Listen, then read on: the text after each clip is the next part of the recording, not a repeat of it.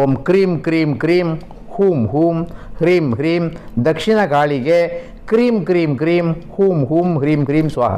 இது ஏகாட்சர மந்திரம். இது பெரிய மந்திரங்கள்லாம் சொல்லி கொடுத்து இந்த குழந்தைகள் எதுவும் சொல்லவும் சொல்லாது, பெரிய பாதாலையும் சொல்ல முடியாது. ஏன்னா அந்த மந்திரம் சொல்கிறதுக்கே ஒரு அரை மினிட்டாவது ஆகும். அதனால் இப்போ என்ன, ஓம் க்ரீம் நமகா, அது இந்த காளி, தட்சிண காளி, கிளீம் நமகா, எல்லாத்துக்குமே காளியோட மந்திரம் கிளீம்.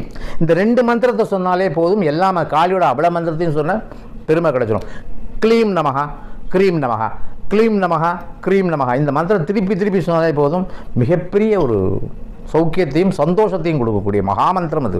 ஒரு காலத்தில் காளியோட படங்களை வச்சுக்கிறதுக்கோ அதை வீட்டில் வந்து உபாசனை பண்ணுறதுக்கோ யாரும் அனுமதிக்கிறதே இல்லை. காரணம், காளிகாயே வித்மஹே ஸ்மசான வாசின்யே தீமஹே தன்னோ கோர பிரச்சோதயத். அப்போ வந்து ஸ்மசானத்தில் இருக்கிறவ அவளை ஆற்றுல வச்சு பூஜை பண்ணக்கூடாது அப்படிங்கிற ஒரு எண்ணம்